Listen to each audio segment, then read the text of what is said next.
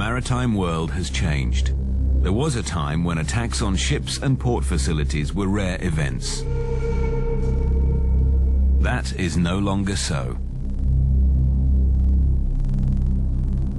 But the industry has responded, as it had to, if it was to reduce the chances of ships being attacked and the lives of seafarers and port workers being put at risk. In 2002, the International Maritime Organization, the IMO, brought in the new International Ship and Port Facility Security, or ISPS code. It's about preventing hostile acts against ships, crews, ports, and port personnel. And it works. All the evidence shows that people who intend to commit crime are put off if they can see that a ship or a port's security and level of vigilance are good. If they know they've been spotted and that people are prepared to take appropriate action, many criminals may simply abandon their plans and move on. They know that they don't need to take undue risks. Sadly, there are enough ships and ports with poor security for them to attack instead. So it's vital for your own safety, the safety of your workmates, and your ship or port that you learn and understand basic security techniques. And remember that regular drills in which you can test your knowledge of security techniques are a great way to practice skills and build confidence. There are 5 videos in all in this series. Watch all of those which are relevant to you, more than once if you need to. And don't forget that the booklet which comes with this video has a lot more useful information. Remember, the techniques in this series of videos could be the difference between your ship or port being targeted or not. For your own safety and security, and for the safety of your workmates, learn them.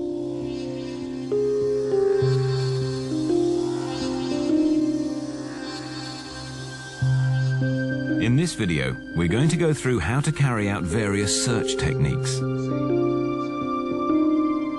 One thing they have in common is that searches must be taken seriously.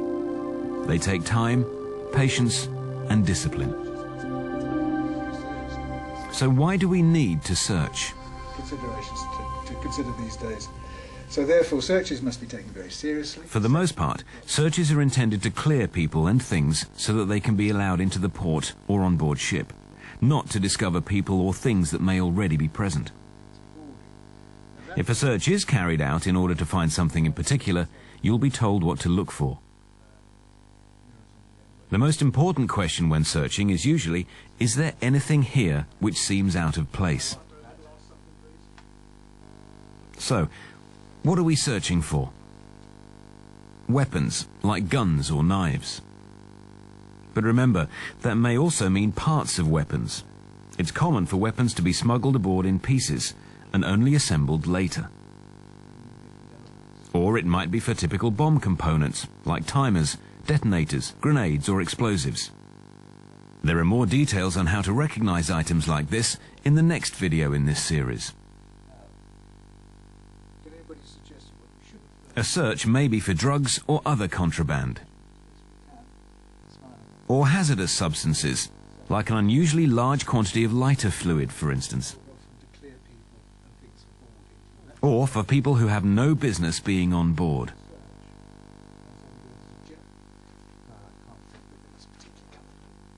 We're going to look at searches of stores and deliveries, people, accommodation and workspaces, and cargo holds. Smaller vessels, tugs, barges and yachts for instance, aren't all currently covered by the ISPS code. But they may be covered by national legislation, so all the techniques covered in this video are suitable for any type of vessel. And they're also suitable for any level of security.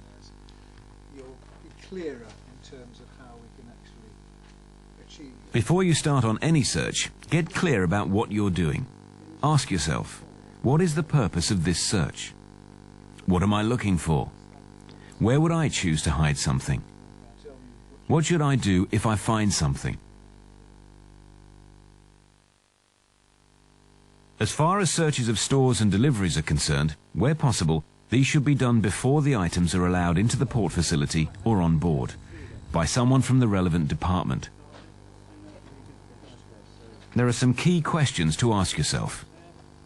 Is the delivery from a supplier you know or are expecting? Does the paperwork match your original order? Is there the right number of items, the same number as is on the manifest? And are there any items you would regard as unusual, unexpected, or out of place?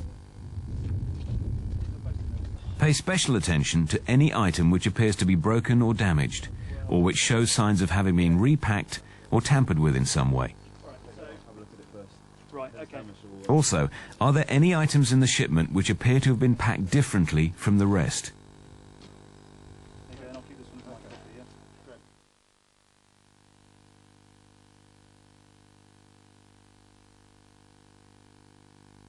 Anyone who wishes to enter a port facility or board a ship is liable to a personal search. It's part of the ISPS code. And that means searching not just the person, but any bags or holdalls they may have with them. Every security plan includes searches, and everyone needs to be able to do one. How often they are required will also be part of the security plan. Whenever a search is conducted, particularly a hands-on search, there should be 2 people present. One to conduct the search, the second to observe. Every search that's carried out must be recorded in the appropriate log. And it's important that men should be searched by men and women by women. If there are metal detectors or a metal arch available, you may wish to use one of these as an initial stage. They can be very useful, as they're not as intrusive as a search done by hand. This may be important if there are cultural issues to be considered, for instance. But they must be followed up with a hands-on search. The metal detector may produce a result that can't be easily explained. And no metal detector will help you find drugs or explosives, for instance. But whatever search method you're using, always treat people with the courtesy and respect you'd wish to be shown to you or your family if the roles were reversed. Begin by asking the person's permission to conduct the search. If they refuse, they cannot be allowed on board. Instead, call your supervisor, who'll know what to do. Firstly, ask the person you're searching to empty their pockets. Always stand facing them. When you check the contents of their pockets, do so by putting your hands on either side of their jacket. Never put your hand in someone's pocket. If you want to see something, ask them to produce it for you. Once it has been produced, check to make sure that the pocket is now empty. Use the backs of your hands when checking someone's lower abdomen or the chest area on women. Remember though, women may only be searched by a woman. When you're checking somebody's body and limbs, make sure you keep your hands in touch with their body all the time as you search. Develop a pattern for your search and always stick to it. That way you'll be more thorough. If you do find something suspicious, don't allow the person you're searching to pass. Instead, call your supervisor, who'll know what to do.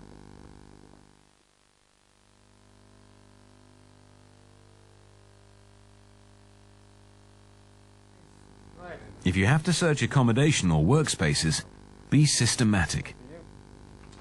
Use the master search list. Every single compartment, anything with a door, is included on the list and has its own number. Every department, like the engine room, galley or bridge, has its own known numbered area to search. Make sure you have the appropriate keys for any areas which may be locked. Any search should be conducted by at least 2 people familiar with the area to be searched, and it mustn't be rushed. If the ship is in an area where there are known problems, where stowaways are known to be aggressive and dangerous, for instance, use groups of more than 2 people. And remember, when you enter an area to search it, don't forget the usual safety precautions for entering spaces. Use the 4-tier system of searching. Search from below the floor to hip level, then hip to chin, chin to ceiling, and finally above the ceiling space.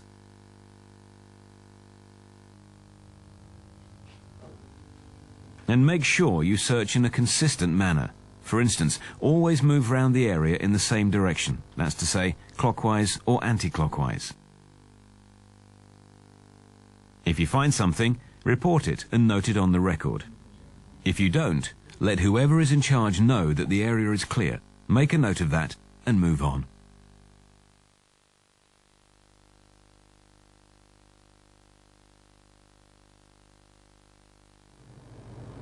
You can search cargo holds using the same method as for accommodation and workspaces, but you must make sure you search the spaces around containers.